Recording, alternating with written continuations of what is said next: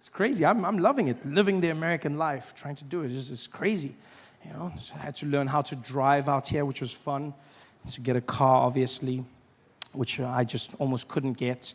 You have to fill out forms, and then they want your credits. And in America, credits is very important. I don't understand the concept. I'm in the car dealership, and there's this Asian gentleman helping me. We're going through the forms, and he says, "So how long have you lived in America for?" I said, I haven't lived here for long. He said, "Oh, this not good for you. This not good for you." I said, "What do you mean?" He says, "No, you cannot lease car in America unless you've been here a long time, because then you don't have credit, okay? You don't." I said, "Well, I've got the money to pay for it." He said, "Yeah, that's not the point, okay? That's not the point. In America, okay, in this country, we want credit, okay? Our country focus on credit. If you got good credit, you can buy anything. We don't care about money. We want credit." I said, "Well, credit is the assumption that you can pay back the money." He's like, no, that don't count here, okay? In our country, you have good credit, you can buy anything, okay? You got good credit. And he's like, our country. And I was like, look, I hate to be rude, but when you say our country, do you mean our because you live here now, or our because the Chinese own it? And he was like, it's a bit of both, okay? Yeah, but no credit for you, no car. Okay, goodbye. I had to just buy myself a car, you know, this horrible thing, drive around. And that's the worst thing, driving in America, wow. On the other side of the road, you feel like a rebel, you know, until you see the other cars coming, and then it's not so much fun. You know how many times I did that, just going to the wrong side? And don't trust movies. It's not easy to do that whole thing. No, people don't just drive, and no, they stop. They just look at you and go, "What are you doing?" In the movies, you drive past. "What are you doing?" Aren't you supposed to? No, they don't drive. They just wait for you to turn around, and the street is so small. You're doing one of those turns, just watching them in your shame, just like it's horrible. I had to practice for months. It was the worst. I remember I drove into a street once. I thought I'd learned. It had been months. I'd been doing it well, and then I turned into the wrong way, and I saw this little old Asian lady driving towards me, and I was like, "No!" And there was nobody else, so I swerved the car around. I was like, "Whoa!" I was like, "Yeah, hero!" And I drove, and there were 50 cars coming this way. And I was like, "You bitch!" And I told my friend the story. I told him this. I was like, "Oh, this is what happened." And he was like, "Oh, that's so funny, man. That's so funny." And he's like, "Who was driving the car?" I said, "A little old Asian lady." And he's like, "Oh, yeah, you can't say that, man. You can't say that." I said, "What do you mean?" He's like, "Yeah, you can't say she's Asian." I said, "Why not?" He's like, "Yeah, because that's racist." I said, "What, that she's Asian?" He's like, nah, if she's a bad driver and you say she's Asian, that's racist. I said, "So let me get this straight. Asians are not allowed to be called bad drivers? Is this not racism in itself? Everyone else is allowed the world of bad drivers. But if I'm driving on the freeway behind an Asian person and they're swerving around, and I go, 'This bad driver, you drive like crap.' And I pull up next to them, I'm like, 'Oh, no, sorry. You're not a bad driver. You're just Asian. I'm sorry.'" Not racism in itself. It's madness. So now what I had to do was get around using a GPS, you know? Decided to get one of those. First, I tried to be a cheapskate. I thought, "Oh, get a phone with a GPS." That was a horrible mistake. Bought myself one of those iPhones with Siri. Oh, your assistant, she talks to you. She listens to you. If you're American, she doesn't understand one word I say. I don't understand why. I speak English, and they're talking to her. Doom, doom. She's like, "What do you need?" I'm like, "Siri, please call Peter." "You want pizza?" No, cancel. "Siri, I need Peter." "You want pizza?" "No, Siri, I want pizza, not pizza." "You want pizza?" No, Siri, what's going on here?" "You want to, Siri, you're not making sense. Siri, are you having an attitude with me?" "You tell me. I don't know what the hell is going on here. Siri, just listen to me." "I don't know." "What do you mean you don't know?" "Siri, just, bitch. Dialing mom. What the hell?" This is horrible. I had to buckle down and buy myself a real GPS to get me around, which has been working like a charm. If you don't have a GPS, you get yourself one. It's the best thing you'll ever do. Just don't make the mistake I made and buy it from Craigslist. I bought one off Craigslist, and the guy who sold it to me didn't tell me that it was a Spanish language GPS, which was not so good. I didn't understand anything she says. Look, I still get around because the arrows are in English, thank God. But otherwise, it was just horrible. And I hated it the first few days, and then I fell in love with her. She's just, you know, I don't understand why more Americans don't speak Spanish. It's such a sexy language. I'm sitting there, and like all the men in here, you want to feel like a man. You get yourself a Spanish GPS. Oh no, you don't understand. Traffic never sounded sexier. It's just like, I just punch in random destinations and she guides me around. She's like, dum dum. Sigue toco de que para conocí. En 200 metros sería la de la cha. And I'm just like,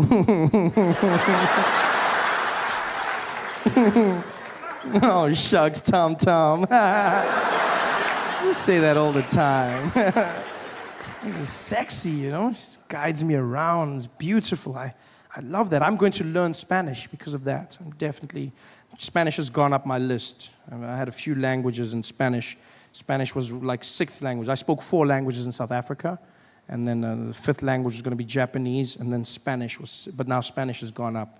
Japanese I've had to pause because of the earthquake. There's not that many of them traveling now. So it's sad. There's no one now. There's like walk around the streets, just, you know.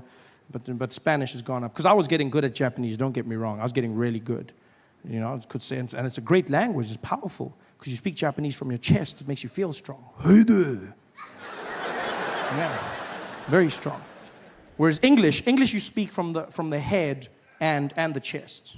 You know, do you know what I mean? You speak it head and chest. You wouldn't know this. You wouldn't know this if you listen to many coastal girls in America. Like I've been in places like California where women insist on speaking English from their nose, which is not the correct. Yeah, like, oh my God, are you guys gonna like do this? And I was like there with Tiffany, and we were talking, and that's not the right way. You're not using your lungs. I know this because when I choked her, she sounded exactly the same. Jesus. Then she's like, oh my God, you're like totally choking me right now, and I can't breathe, and this is so not on. I am so gonna tweet about this. This is like the worst thing ever. Oh, I am so dying. OMG. You know, it's horrible. Whereas Japanese is strong. Japanese, you speak from the chest, you know. A lot of the Americans are learning Chinese, I've seen. You know, Chinese, I see people say, you gotta learn Chinese. They're taking over. Chinese. Ni hao ma. Shi shi ni. Chinese. It's too late. It's too late to learn Chinese. It's over. No, it's true. It's true because it's also one of the hardest languages in the world. I mean, how do you learn Chinese now? Just, you know, they've got over 10,000 characters in the alphabet. You know this? 10,000 characters. We've got 26 in English, and there's still people going, what comes after Q? 26. This is, you know, 10,000 they've got. That's super smart.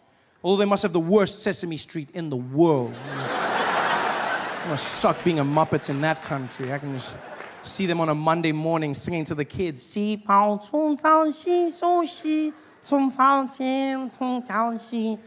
years later,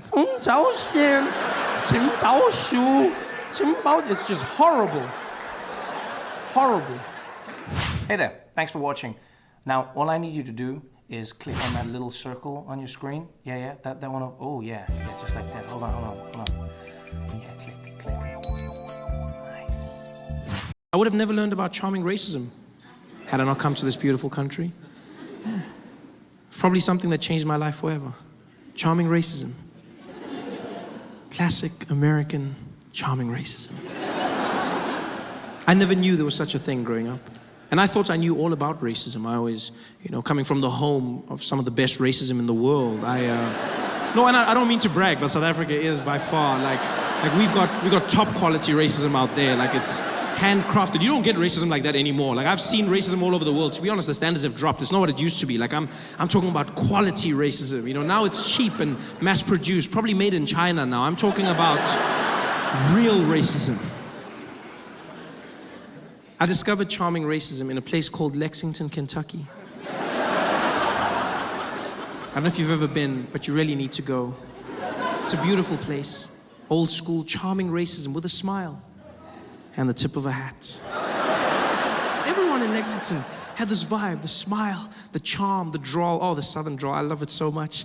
They would speak out there. The grammar's horrible, but it's still beautiful. No, because the sentences don't really make sense. They'd be like, y'all ain't never done gonna see none of them out. And it's like, that's not English. Your autocorrect is broken. I don't know what that is, but it's beautiful. You know, in fact, when they speak really fast, sometimes it sounds like someone's playing a banjo inside their mouths. That's what it sounds like to me. I asked two men for directions, and they started arguing. It was the most beautiful sound I've ever heard in my life. The guy was like, "Where are you going, boy?" I said, I'm going to the theater. Can you direct me? He said, "Oh, you're gonna get on the way on the road. Maybe they don't see long down that way." And the friend was like, "No, they ain't getting long way down by man. They don't get no say." They live long going don't be no day. They don't get no me, but they ain't gonna man on again don't be. It was almost.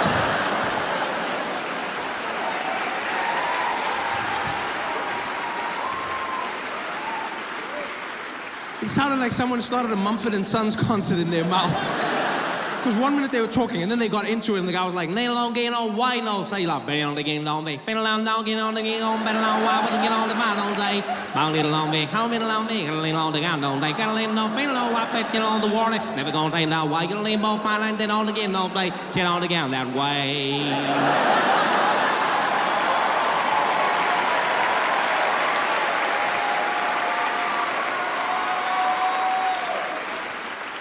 Nigger.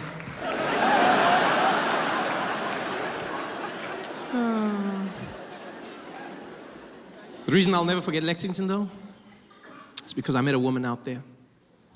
A gorgeous, gorgeous woman. I'll never forget her till the day I die. She walks into the lobby of the theater where I was standing with some friends, and she was absolutely stunning. A classic Southern belle. She had long, big blonde hair, giant boobs. And she strutted herself into the lobby, pushing people out the way. She made her way straight for me, came to me, pointed me in the face, and she was like, "Excuse me, baby. Excuse me, honey. May I chat to you for a moment, please?" I said, "Yes, of course. Hi, how are you? How are you, ma'am?" She said, "Honey, I just want to let you know that you are by far the funniest and handsomest nigger I done ever seen." And I was like, "What?" I was so shocked. Because isn't it most handsome, not handsomest? The newspapers say that. He's famous, so now people treat you like you're famous. They start saying weird things to you. Strangest things people would say to me. Trevor, well done on everything, eh? Congrats. But, even though you're going to America, don't forget us, all right? Don't you forget us. I don't even know who you are. People would say the weirdest things to me. You know what the number one thing people have said to me? Number one thing? It's not good luck. It's, "Hey, Trevor, good luck over there. But whatever you do, don't forget your accent, all right? Yeah, please, don't pull a Charlize on us, okay? You keep your accent, man. Make us proud." Everyone said that. "Trevor, brah. Hey, Trevor Noah. Hey, Masakan. Hey, man, you're making us proud, no? Yeah, man, you're doing big things for us, but brother, can I ask you a favor, no? Don't lose your accent, no? Don't lose your accent. Yeah, when you come back from the States, you mustn't come back talking funny, okay? Please, brother. If you lose your accent, don't come back." Just threaten me? What does that mean, if you lose your accent? How do you lose your accent? People make it sound like you're going to be walking down the street, and then just out of the blue, you'll be like, "My accent! I lost my accent! What the hell is my accent? Well, hello? No, that's not my accent! That's my accent!" How are you going to lose your accent? I was stressed now. Because I don't want South Africans to think I'm not South African. I don't want them to think I've forgotten something. This is my home. Now I'm stressed coming home. I'm in the plane, flying back to Johannesburg, and the whole time I'm just thinking, don't lose your accent, Trevor. Don't lose your accent. Don't lose your accent. Don't accent. Is that how I say accent? Accent.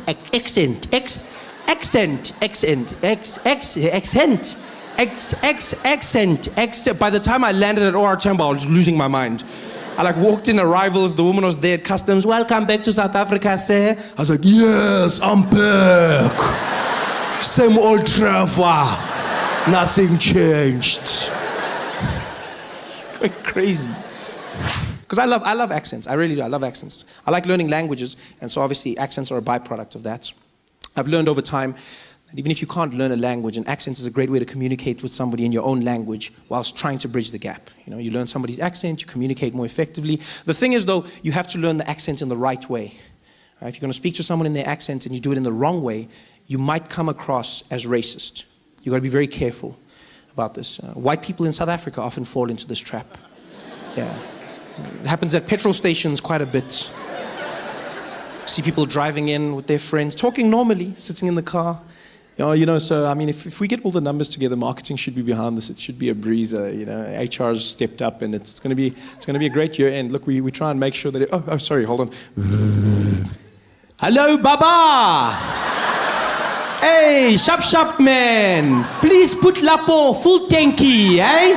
95, unleaded, yeah. Also check our tires, eh? Pressure, pumpy, not too much, eh? 2.2, okay? Yeah, good jobby, yeah, sharp, donkey boss. Don't do that. He's a grown man. He's been pouring petrol his entire life. He knows what you need. Just talk to him like a normal human being. That's the thing people don't understand. Speak to him like a normal human being. I used to get so angry. Whenever I'd see white people changing their accent when they talk to black people, I get so angry. I was like, are all white people racist? Is that what it is? You're racist? And then I learned. Life taught me not to be so quick to judge. Yeah, I learned a valuable lesson. I was driving to Gold Reef City one day, into the backstage area, and the security guard came out to the boom, and he was like, hey, how are you, sir? Is your name on the list? I said, yes, how are you, Baba? My name is Trevor. He's like, okay, Chabal. I said, no, Trevor. He's like, oh, sorry, Chabal. I said, no, Trevor, Shalva. Trevor, Shalva. Trevor, Shalva. Trevor, Shaval. Trevor, Shaval. Trevor, Shaval. And now my friend who was irritated, he just leans over me and he's like, hey, Papa, get Trevor. He's like, oh, Trevor. Why you don't talk properly? And then I understood. I finally understood what white people have been trying to do. I see, you're trying to communicate more effectively. You're trying to engage somebody, but understand this. When speaking to somebody in an accent, the number one rule to understand is an accent is not a measurement of intelligence, right? An accent is just somebody speaking your language with the rules of theirs. That's all an accent is. So don't speak down to them. Don't patronize them. Speak to them the way you would to yourself. Just try and learn their accent. That's all it is. It's just another accent. Yeah. And I learn them. I spend all my time learning accents. I try. I love it. I learn in restaurants. That's a safe place to start. You know, you learn, you read off the menu, you try and pronounce the words correctly. I was inspired by French restaurants, funny enough. Yeah, whenever I'd go to a French restaurant, I was always fascinated by the fact that people would order food in a French accent. I never understood why. Because they don't do it in any other restaurants. Only in French restaurants do people walk in and then change their accent when they order. They come in talking normally. Yeah, you know, it's a wonderful thing. You're really going to enjoy it. It's so beautiful. Yeah, stunning. You have to have, the dessert. Oh, good evening. How are you, sir? Yes, I will have a bottle of water for the table, please. And let's start off with, could we get the Sauvignon Blanc, please? Yes, and you know, we definitely for mains going to have the filet mignon. And for dessert, we're going to go with the crème brûlée. Thank you very much. Thank you. Oh, you're going to love it. Like, why are you doing that? I never understood. I was like, why? Because it's not like the French are going to return the favor. There's no French people sitting in our restaurants in South Africa looking at the menu like, so for the table, we can order some starter portion. We share something? No? Okay. Could we please have one serving of the boerewors?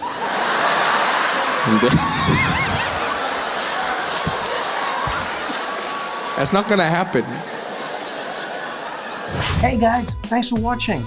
Make sure to subscribe to my channel so you can win cool prizes.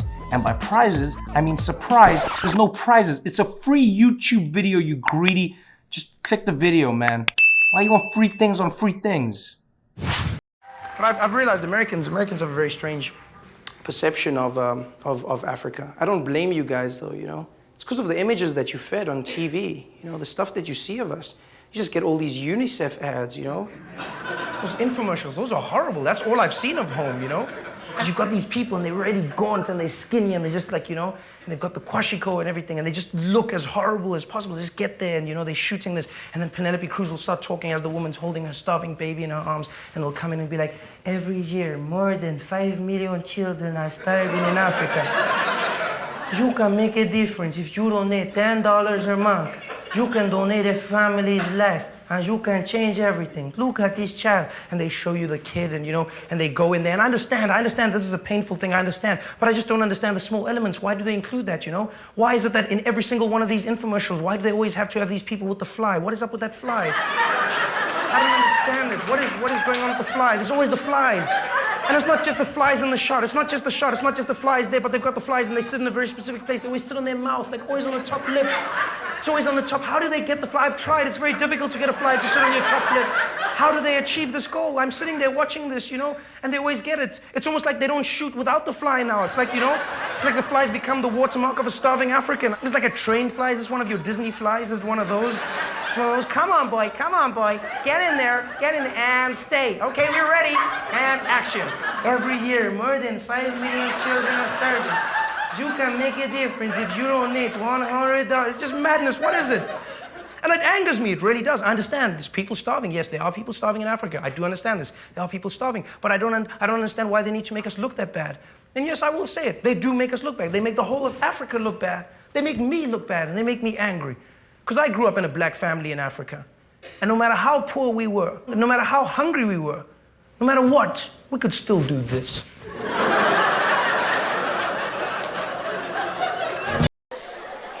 The City of Angels. I love every moment, man. I'm enjoying myself. I just got back from vacation, so I'm having a great time. You know when you got that vacation swag? You know, you still got that thing, you know, you still feel loose, you feel relaxed. I went to Bali on vacation, yeah, out in Indonesia. Yeah, if you've never been, make a plan and get out there. It's an amazing place. I went out with some of my friends, learned a few things about myself as a person. Most important thing I learned is somebody needs to invent a TripAdvisor specifically for black people, right? No, because just generally I find that what white people want to do on vacation is what black people are trying to escape. And not in a bad way, it's just like we want different things out of life, you know? Like my white friends are always inviting me camping, for instance, always. Like with enthusiasm, we're like, Trevor, you want to go camping, dude? I'm like, why? Why? It's like, dude, what do you mean why? It's amazing, you're kidding me? It's like no water, no electricity, you know? It's just like us in the great outdoors. You gotta like take a dump in the hole in the floor or something, dude. I'm like, yeah, that was my life. That was me growing up. You know how hard I worked to never go camping again? Every day I wake up in my bed and I'm like, thank God I'm not camping. If my family saw pictures of me camping, they would be devastated. My grandmother saw me out in the woods. She'd be like, oh, what happened to Trevor? Oh, I thought you were successful. Oh, it must be the crack.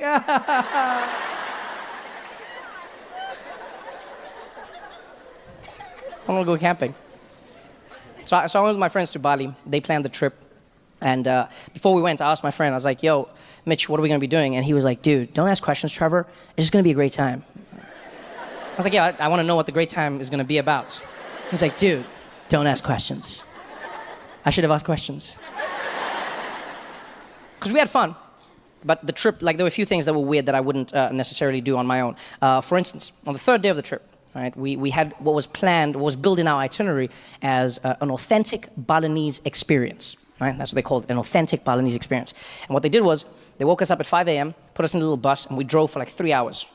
And when we got there, get out of the bus, we're like in the middle of it, it's like a remote village, and the little tour guide, really happy, way too happy for that time, and he's just like, welcome everybody, are you ready for a good time? And I'm like, yay. And so he's like, my name is Deng Basan and I'm going to be your guide. Today, you will have an authentic Balinese experience. So exciting, follow me. And so we follow him and he walks up to a little door. And I'm like, oh, okay, this is gonna be like a temple or a cave or something. And he's like, welcome, ladies and gentlemen, to the real Bali. And he opens the door into somebody's house.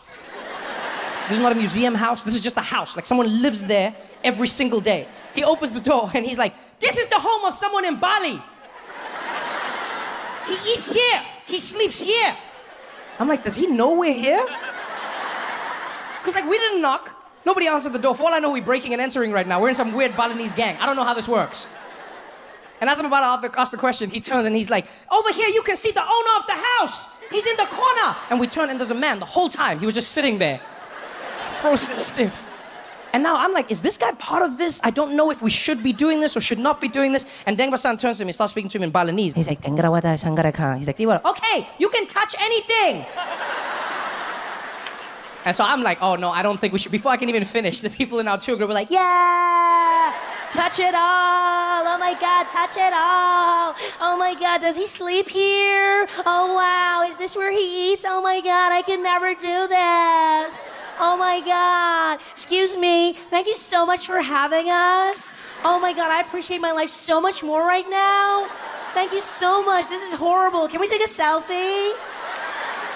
Thank you, are you on Instagram? I'll just put hashtag the man, thank you, oh my God. So I'm really awkward right now, right? Because this is like something culturally I'm not supposed to be doing. As an African person, I should not be in somebody's house rummaging through their life. So I'm standing in the corner, really uncomfortable. And the owner of the house, he's really accommodating, he's friendly. You know, he's like, yes, thank you, enjoy, thank you. And then he turns and he looks at me. And this was one of the most magical moments, right? Because he was smiling at everyone else, and his face completely changed when he turned. He was a little hospitable, he's like, yes, thank you. And with his eyes, he proceeded to have the most in-depth conversation with me that I've ever had. And it's not like the eyes conversation was new to me. Like, you can have an eyes conversation with anyone you have a connection with. You know what I'm talking about? Like, it could be somebody of the same race when you're in public. It could be like a husband and wife. Like, wives are really good at having eyes conversations. They'll shit on you hard. Like, you'll be in public together, and then you'll say something off. You'll be like, oh, if only she did that. And she'll be like, oh, hell no, I cannot believe you said all of that. But it's just eyes. I cannot believe you said all of that. Wait until the next, oh, you want to air our dirty laundry out in public? Oh, you're going to see how this is going to end up. Oh, you say this and enjoy this moment right now, because you know it's over. And you're like, yeah, I shouldn't have done that. All with eyes, right? That's what he did to me. Because one minute he's smiling at everybody, and then he turns and he looks at me, and just with these eyes, he was like, what are you doing here? And so with my eyes, I was like, hey, man, I'm sorry, I didn't know this was your house. They said it was an authentic experience, that's why I came. He's like, yeah, authentic for white people. You got your own poor, go back to where you came from. I said, yeah, I shouldn't be here, man, I'm sorry, man, I'm sorry. So I left. I go outside. About 15 minutes later, everyone's done with their poverty porn, so they come and join me. What's going on, Los Angeles? Welcome to the show. Thank you for coming out. Thank you for being here. This is so much fun. Welcome out. Oh, look at all of you. This is so dope. I love LA. I love everything about LA. Even the things that people hate about LA, I love. I love the traffic in LA. It's like one of my favorite experiences. Yeah, when you don't live here, it's great. It's wonderful. Because you get to be a part of it, but you know it's not yours forever. It's like another person's child. You know what I'm saying? Yeah, you get to be like, this is crazy. Have it back. That's what it feels like. I love it, man. I love the vibe, you know. I love driving out here. You know, and while I'm out here, I get to listen to the radio, because you guys have great radio stations, because you're always in your cars, you know? In New York, like radio's not a big thing for me living in New York. I ride my bicycle, I walk through the streets, I can't listen to music because I'll die. But in LA, that's all I do. You just listen to music. Now these days when you're driving around, all you hear is trap music. That's the big thing you hear, is trap. That's the new music on the radio. It's really fun, trap. I don't understand what they're saying, but I enjoy it, you know? Yeah, every single song is the same. Every trap song to me sounds like a toddler complaining about life. That's all I hear when I listen to trap songs. Every time a trap song plays on the radio, I think of my little brother. He'll go outside, he'll like hurts himself, he'll come back crying, and it sounds like every single trap song ever. He'll like walk in like, and I'll be like, yo, Isaac, what happened, buddy? He'll be like,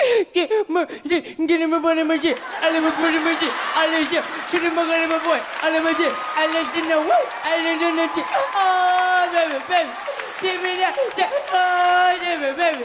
Jimmy, number two. Woo! And I'll be like, yo, dude, slow down. I thought you were playing with your friends. What happened? All my friends are dead. We've been to the end. All my friends are dead now. Give me to the end now. I'm trying to leave now. I'll be like, yo, go talk to your mom, man. I don't know what you're saying. Go talk to your mom. Some of you may or may not know, I have a new job. This is great. Thank you very much. Thank you. Yeah, so that's fun.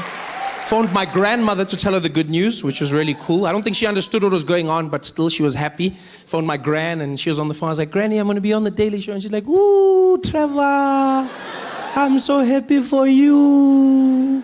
You got that job. I said, no, Gogo. No, I already had a job, Gogo. I already had a job. She's like, no, you didn't. Did you have an office? I said, no. She's like, then it wasn't a job. Well done, Trevor. My mom was a bit better. I phoned her. She was on the ball. You know, she was really excited for me. And to give you a bit of a backstory, I have two younger brothers. Right? I have one brother is 9 years younger than me, and then the youngest is 20 years younger than me.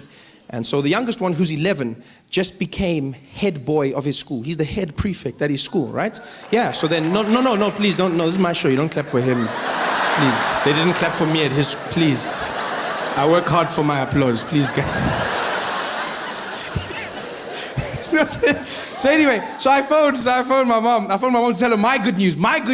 And I'm on the phone with her, and I'm like, Mom, this is happening. She's like, oh, baby, I'm so happy for you. Oh, this is so wonderful. Oh, I'm so happy. This is so great. Oh, and did you hear what happened with your brother? He became head boy at his school. Oh, I'm so happy. Both my boys are doing big things. And I was like, yeah.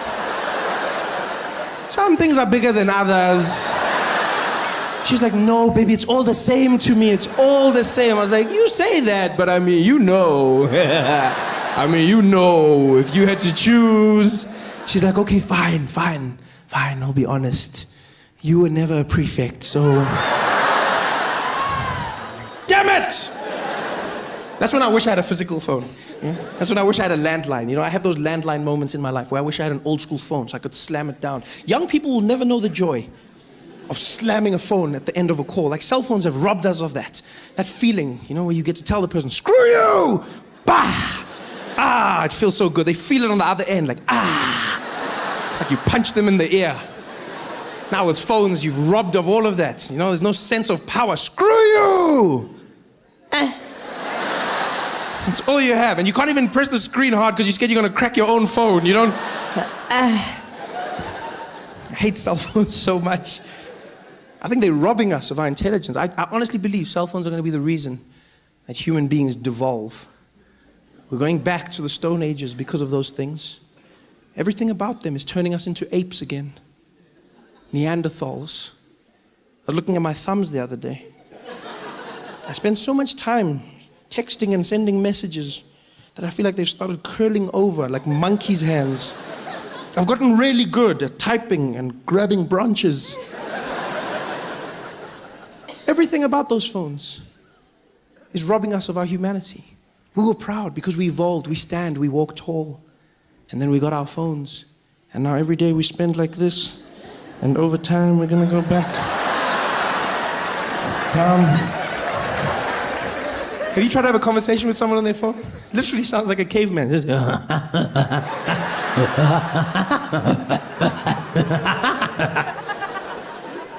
we've lost it. We don't know how to communicate anymore.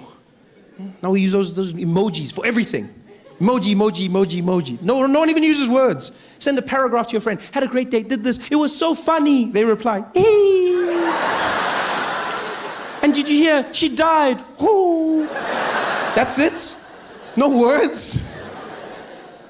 Emojis are basically the cave drawings of 2015. Yeah, we judge cavemen. We think they were primitive because we couldn't find any words in their pictures. Someone's going to think the same thing of us. The way we look at cavemen and go, oh, look at them, they couldn't write. Oh, the caveman, he was so simple. Oh, and he was hunting, and he had a family. Oh, simple. Someone's going to see our messages in 1,000 years. Be like, oh, look at that. Oh, the people of 2015, simple. Oh, yeah, look at that. Oh, they laughed, and they cried. Sometimes they laughed until they cried. Yeah. Some of them were blind in one eye, yeah. But that didn't stop them from having fun. Aww.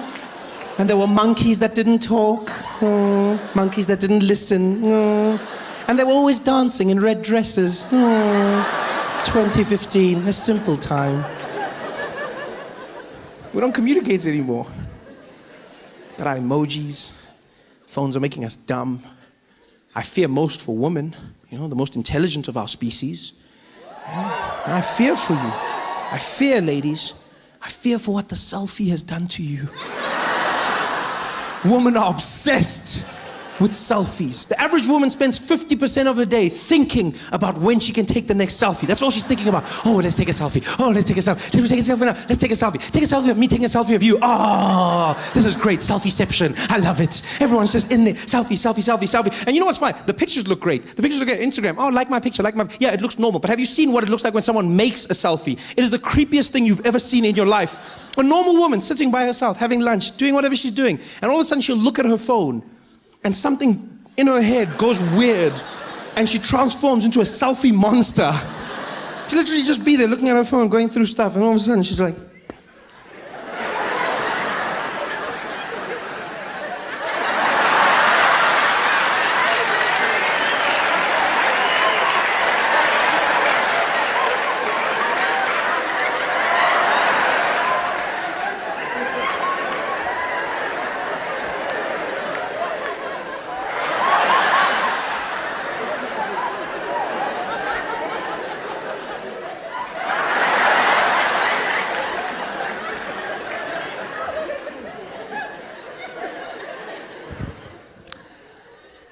Just randomly took a picture. Caught off guard. Hashtag I woke up like this. Hashtag no you didn't. Hashtag you crazy. Hashtag stop that shit. Hey guys, thanks for watching. Make sure to subscribe to my channel so you can win cool prizes. And by prizes, I mean surprise. There's no prizes. It's a free YouTube video, you greedy. Just click the video, man. Why you want free things on free things? Jacob Zuma was supposed to be the craziest president South Africa ever had. It was the only reason I voted for him. It was just madness. And look at him, he's come in and he wears a tie and a suit. He stopped singing. He's got a cabinet that looks like they know what they're doing. He's going to fight corruption, and he even fired Manto Shabalala Msimang. I was expecting a madman. A crazy guy, someone who was just going to throw the country away. And look who I got, someone who's actually doing their job. I can't believe it. Once again, the ANC has failed to deliver.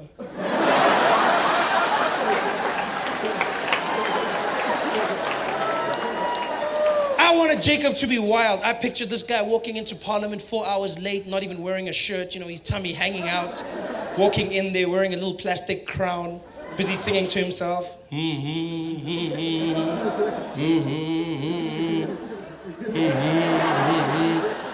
Helen Zille and the other guys in Parliament losing it. Jacob, you're late. You can't just come here. You can't come 4 hours late. Hey, shut up, shut up.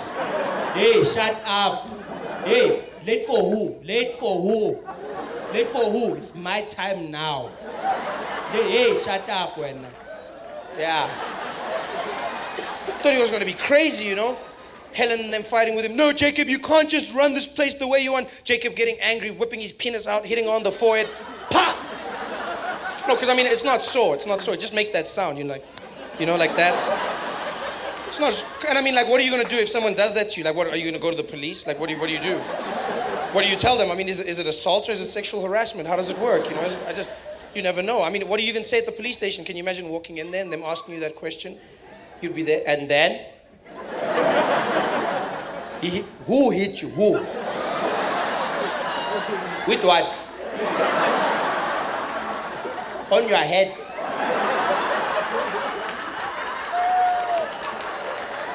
Just tell this guy, tell him what happened.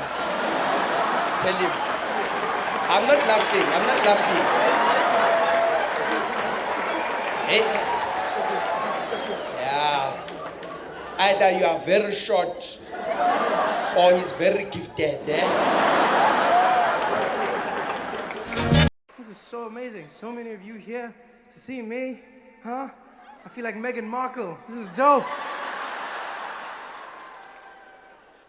That was like the most amazing experience. I didn't know that the royal wedding was going to be this weekend. I didn't know it was going to be today. I planned my show long before them. I knew that I loved you before he knew. That's what I'm saying. I planned our big day long before they planned theirs. And then now everyone was like, oh, you're going to London, or you're going for the royal wedding? Are you here for the royal wedding? Are you here for the royal wedding? It's quite an event, I have to say. Like everyone is watching everything about you. All the stories people would talk about, because you're watching it all over the world. They're like, yes, Meghan Markle. Yes, she isn't the typical royal. Yes. She isn't the typical royal. What we mean is, yes. Typical royal. She comes from an unconventional family. Yes, very different family.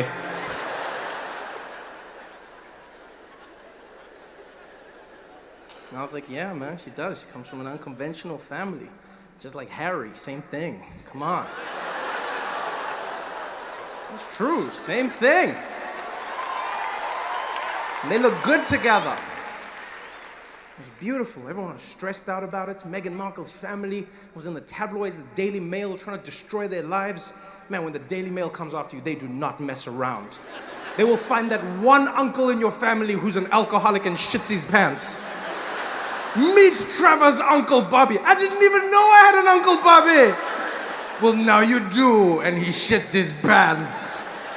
And they'll always find a way to try and link it to you like it's your fault. They'll be like, Meghan Markle's uncle's son, Donnie, didn't pay his bills. She doesn't even know him. Doesn't matter. It shows that her family's unconventional. I'm not gonna lie, I was glad that it was the white side of Meghan families that was, I'm not gonna lie. We could not handle that as black people. That is the last thing we needed. Can you imagine if that was the black side of the family? Really? If Meghan's dad was on TV and he was like, oh no, I'm not coming to their wedding, no. Here we see Meghan's father posing for photo. You caught me again. Oh no, you have caught me. Black people would have never, because that's the hard thing about being a minority, whether you're black, whether you're whether you're Arabic, whatever it is. Like if you're a minority, if you have a certain skin tone, you know that every action you commit, like taints your whole, your family, it taints your everything. White people are individuals. That's white people. That's like the best thing in the world. That's what white privilege means to me. You're an individual. Let's look at Dave. He is excellent. He's a mass murderer. As Trevor, if I killed half of you tonight, they'd be like, those mixed breeds. I take everyone down with me. So much stress. So I was glad. Like her mom was there. She was all, fly, looking beautiful as well. The wedding went off without a hitch. And my favorite thing was how the British media talked about how black the event was. And I understand it. Here's the thing. This is like one of those things where I understand, like they want to talk about it because you're not used to having like a black wedding, right? But so like everyone today, I had like CNN contacted me and they're like, Trevor, would you mind speaking about the wedding and really all the black performers? There was a black cellist and there was a black choir and a black pastor. How do you feel? Black? I don't know how I'm supposed to feel. How do you respond to that question? How do you feel about, I don't know how I feel, it's a wedding. I don't know, what do you want me to say? That's a normal wedding. I wasn't watching that wedding being like, whoa, there's black. So much blackness, another one. It's a wedding, what do you want me to say? It's people. And also like, I feel like people go too far. Like, that's where you realize that there's not enough like diversity in your world, is if you think that made it a black wedding. Let me tell you something, a black cellist has canceled itself out. If you have a black person playing the cello, it's safe to say that you've canceled out the blackness of that event. That's the safest way to introduce blackness into your family. Daddy, I'm dating a black man. What? He plays the cello. All right, bring him in. Even white people think a cello is white. When you walk in with a cello, white people also like, well, what the hell is that, man? It was like it's a black wedding. It wasn't a black, it was just a wedding. It was a beautiful, beautiful wedding. If it was a real black wedding, it wouldn't have ended. That's a real black wedding. It would never end. If it was a real black wedding, Prince's Nigerian uncle, he would have found like Harry's Nigerian uncle, he would have been in the carriage with them. I'm not paying for this carriage, I'm not riding in it, huh? You want to ride alone, Harry? You want to drive alone? Let me tell you something, huh? Let me tell you something. We are all getting in this carriage, eh? Every single one of us. And if we all get in the carriage, there's space for everybody. Don't be like that, Harry, huh? This is your family's day. This is not just your day, huh? When you were a little boy, who was there for you, huh? Who was there? That I was here, eh? I was there. Uncle Adebayo was there for you, Harry. Don't be like that, huh? Don't be like that. Huh? Where do you think you got your ball spot from, huh? Where do you think you got that from? That's a black wedding. This was just a wedding that included black people. That's all it was. And it was beautiful. It was beautiful to see all the celebrities showing up, all the famous people. They sang God Sing the... I never noticed that when they sing God Save the Queen doesn't sing. Which I understand. I mean, I feel like that would be a little bit weird. Like, she knows. Like, which is... Like, that's what I like about the Queen. I'm not gonna front. Like, she has a gangster vibe about her. Like, she's gotten to that point where she's like, yeah, I'm the Queen, I'm over it, let's keep it moving. She doesn't act like someone who's the Queen anymore. She's just like, I'm over it, I'm the Queen. And so everyone's standing like, God save our precious spirit, and she's like, yeah, I know, save me, I know. I'm not gonna sing it for myself. Can't be like, save me, oh, save me. She's like, I don't need you assholes to save me. I drive myself. It was such a beautiful day, every single piece of it. It was wonderful seeing the people in the streets. Everyone had a smile on their face. You know, everyone was happy because like Harry's popular. He's popular in Southern Africa. He's popular in the UK. He's got that cool vibe about him. You know, Meghan Markle as well, as he inspired people. The only weird thing in the wedding for me was they had a black pastor, right, African pastor, and this was like, it was weird in a good way. He started giving a sermon, and he started talking about Martin Luther King, and then he started talking about slavery. And I could see in that moment, there were people in the audience who were like, God save the Queen, God save the Queen. Somebody stop this man, God save the Queen. I was going out for lunch downtown Los Angeles with a friend of mine. My friend David, he's like, yo, Trev, you want to get something to eat? I said, what should we get? He's like, Mexican food, dude, gotta get Mexican food. Like, I've never had Mexican. He's like, what? You never have Mexican food? I said, no, I don't have, because we don't have Mexicans in South Africa. They never came over. He's like, yo, dude, you gotta have tacos, man. You're missing out. You gotta have tacos. I was like, okay, let's go get tacos. I don't even know what these things are, you know? We go out. It's not even a restaurant. It's just a truck parked on the side of the road. A taco truck. You know this because there's a big sign above it going, tacos, tacos, tacos. So I'm standing in the line waiting. There's a lot of people. It's really popular. I finally get to the front of the line. The guy comes to the window in the truck. He's like, hey, you want tacos? So, well, it would be awkward if I didn't. You know? He's like, hey, I don't know. Maybe you just want a Coke or something. I said, no, I wouldn't come here for a Coke. I came for tacos. Give me tacos. It's okay. How many tacos you want? I said, I don't know what they are, so just give me one. So we say, one taco. He's like, one taco coming up. He goes and he prepares it, does his thing, comes back, and he's like, hey, here's your taco, friend. I said, thank you. He's like, yeah, you want a napkin? I'm like, what? He's like, you want a napkin? And now on our side of the world, a napkin is that thing babies wear to hold their shit. So he was trying to say serviette, which is what everyone in the world says except America, serviette. So he goes, you want a napkin? I said, why the hell would I want a napkin? He says, hey man, for the mess afterwards. I said, for the mess?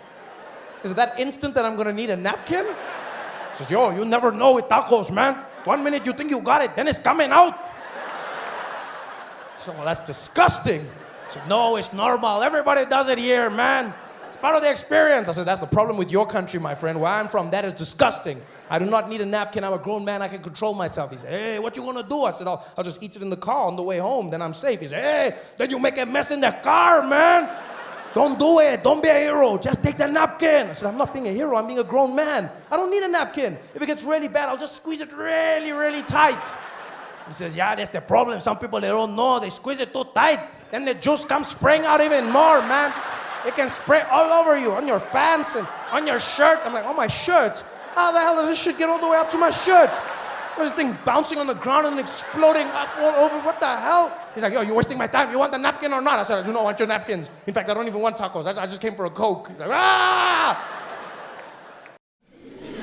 Because you see, Jacob Zuma, unlike the rest of us, doesn't conform. He doesn't conform to the norms, you know? Doesn't conform to the laws of grammar and punctuation as we mere mortals. No. No. Not our president.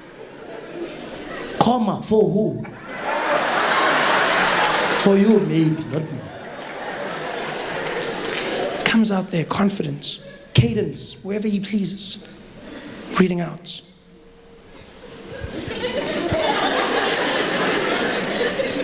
We have and always will be proud members of the ANC.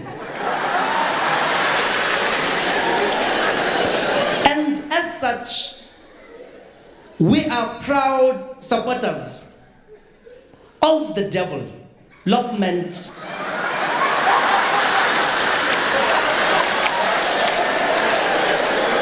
of rural areas. And as such, it is of utmost importance to note that 2011 is the year for us all to participate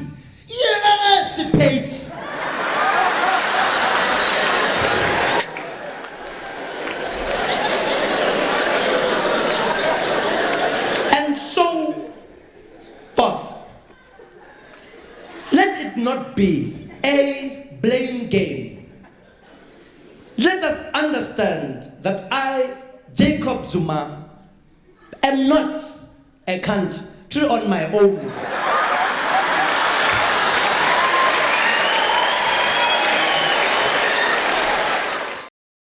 Both had that thing in the voice. When Nelson Mandela would speak, a room would silence. You could feel the energy. I believe that every person, regardless of the color of their skin, should have equal rights, and they may never be taken again. For those who would seek to oppress, I say to you, never and never again. And the people would lose their minds, and people would feel the chills, because he had that thing. Like Nelson Mandela. Nelson Mandela was destined for greatness because of that voice. You could not be a normal man with a voice like that. You can't do normal things with that voice. You are destined for greatness. You can't just be running around in the streets and a Kit Kat, please.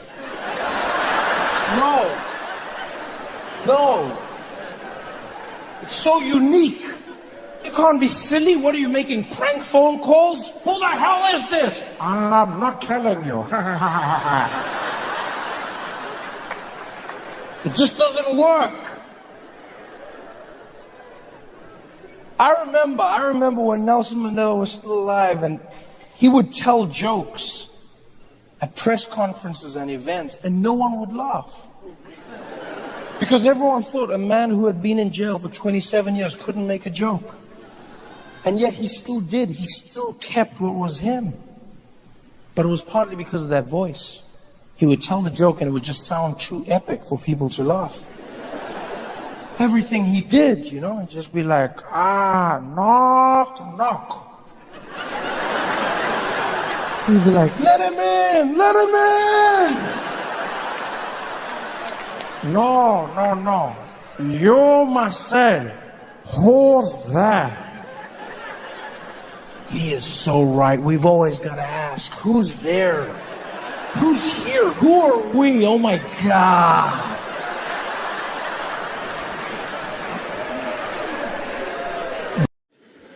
You see, Jacob Zuma, unlike the rest of us, doesn't conform. He doesn't conform to the norms, you know? Doesn't conform to the laws of grammar and punctuation as we mere mortals. No. No. Not our president. Comma, for who? For you, maybe, not me. Comes out there, confident, cadence, wherever he pleases, reading out.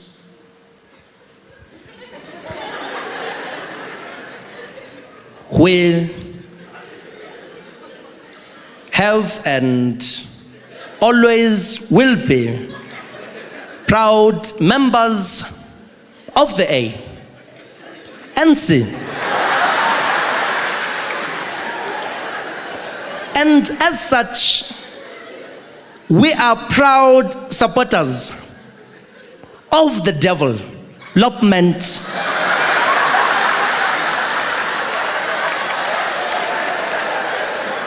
of rural areas. And as such, it is of utmost importance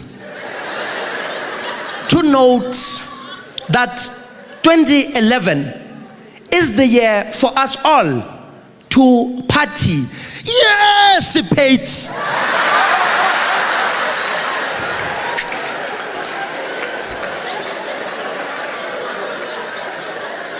And so forth.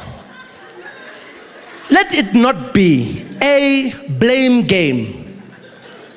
Let us understand that I, Jacob Zuma, am not a country on my own.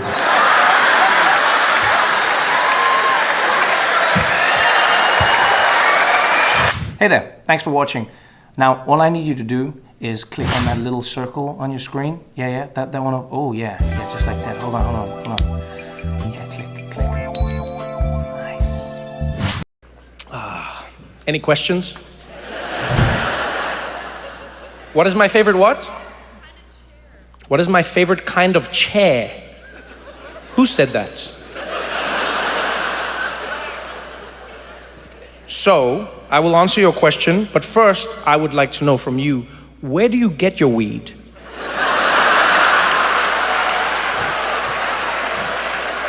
That is one of the wildest questions any human being has ever asked me in my entire life. Are you saying like rocking chair or office chair? What are you looking for from me? I'm so intrigued by you right now. Like a rocking chair, or that's literally what you were asking me. Yo, those brownies are dope. Like, what kind of chair does he like? Like, I just want to know. I do like rocking chairs. My favorite chair is a swinging chair. Any chair that's suspended on like a chain and then swings, I like, but not a bench, the chair. Like, you know, it's just like you in the chair and then it swings. I like those, but I also like rocking. Any chair that moves when it's supposed to move is my favorite kind of chair. Yes. All the others I do not pay much attention to, but now that we've had this conversation, everywhere I sit from now on, I will think of you. What is your name? Oh, K-H-U-S-H-I, Kushi. I'll think every single time I sit. I will think of Kushi now. Did you say something? Did I get a house yet? No, I didn't. Thank you for asking. Thank you, I didn't. No, I sold my place a while ago thinking I would then move to another place, and then interest rates did a thing, and then people were like, we don't want to sell our houses. And I was like, but I sold mine. And they were like, well, that's your problem. And then I've been looking for houses ever since. It's weird, man. Looking for houses, you know what, like, it's like another market. Just the whole thing feels like scammy, you know? It just feels scammy. It's made me, I've been doing it for so long that I question everything now. Even the concept of home ownership. Because in America, like the dream they'll sell you, they're like, you want to own your home. And you're like, why? And they're like, because this is your wealth. Because this is the financially savvy thing to do. But then when you look at the numbers, you're like, why does it feel like I pay more than if I rent? And they're like, yeah, don't worry about that. This is the better one. Because you buy, if you rent, you waste money. You pay every month. But if you own it, you pay every month. And when things break, you have to fix it. And you can never leave unless somebody wants to take it from you. But they don't. They do not. What's real estate like in Seattle? Is it, Yeah, see, all of you are just like, yeah, good luck living anywhere. You'll sell me your house? I love how quickly you said that. You're like, I'll sell you my house. I'll sell you my house. That's the weird thing with real estate. You don't want anybody's house if they're selling it. No, nobody wants to sell a good house. That's the weird thing, right? Real estate is almost like relationships. You don't want someone if they're single. You're like, what's wrong with you? What's the deal? I'm single. Yeah, what's your problem? Huh? You got termites? Huh? Where is your house, ma'am? North Capitol Hill. Oh, you've got fans. Are you actually selling?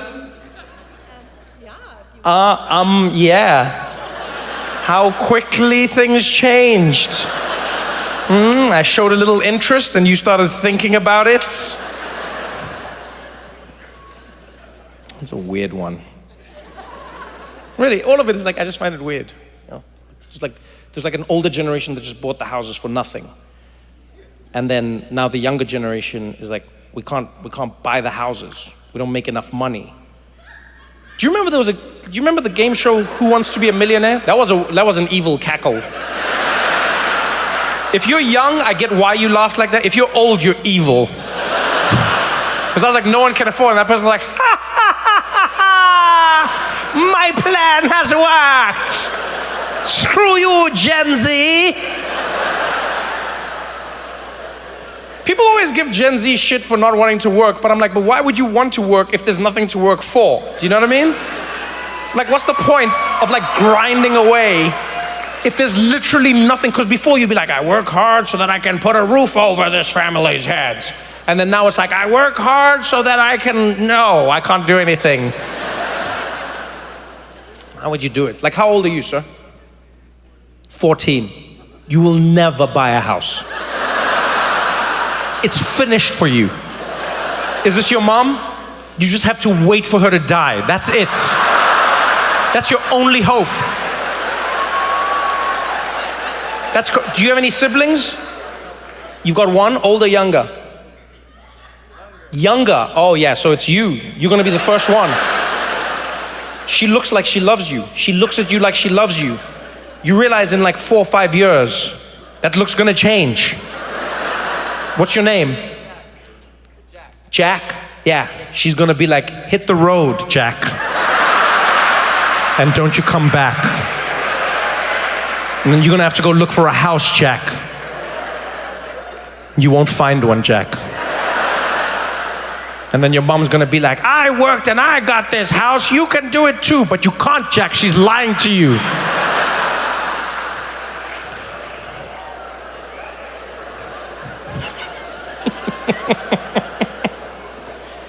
So you came with your mom to a show? That's super cool, man. Good for you, good for you. Hi, mom. Did you bring him or did he bring you? Wait, oh, you? She said, of course I brought him because he doesn't have any money.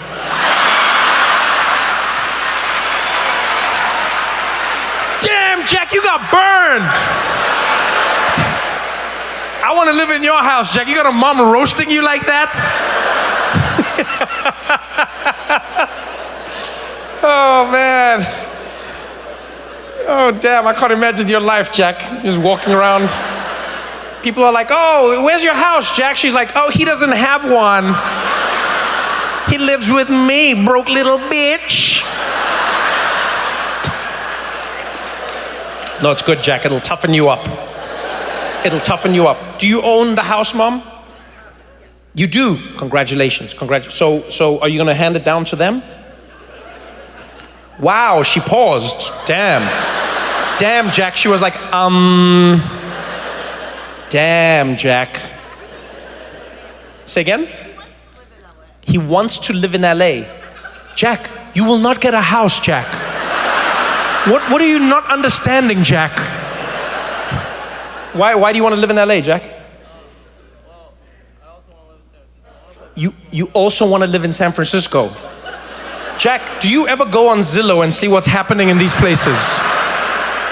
Shit is real in these streets, Jack. You're like picking dream location. You know there used to be a game show called Who Wants to Be a Millionaire, Jack? And that game show was successful because people were like, if you're a millionaire, you can do things. You know why that game show doesn't exist anymore, Jack? Because a million doesn't do shit, Jack. Nothing, Jack. You want to live in San Francisco and LA? In a house, Jack? What are you going to do for a living, Jack? You want to play professional basketball? Okay, that's the right idea. That is the right idea, Jack. What position do you play? I don't know basketball very well. What would you play as? Point guard. All right, so that's passing and shooting. Okay, that's good. That's good. No, that's very good. As a white kid, you must know what you're going to be doing. It'll save you stress in the long run. Because there was a generation of white guys that really got caught off guard. You know, no pun intended, but they were like, I want to be the big man. And then Shaq was like, do you know? So are you really good? Oh, mom says you're really good. Okay, she didn't roast you there, right? No, really. She was like, How long have you been playing for? That's a good question. A few years or many years? Since you were 2 years old. Okay, I believe in you, Jack. I believe in you. You go and you do your best. You crush it. I mean it. Go for it. Go for it. Go for it. Live your dream. What's the worst that can happen? Maybe you don't make it into the NBA. Maybe you play in another league. You play like in Europe. Some of the leagues are growing. Things are getting better, right? So you can play in other places. You can even come back. Look at Wembanyama. He got drafted. He wasn't even in like the lower leagues in America. So you can just come at any time. So don't let anybody tell you can't follow your dreams. You can go. You can crush it in the NBA. And even if you don't worry. You still weren't going to get a house, Jack. So nothing changes, Jack.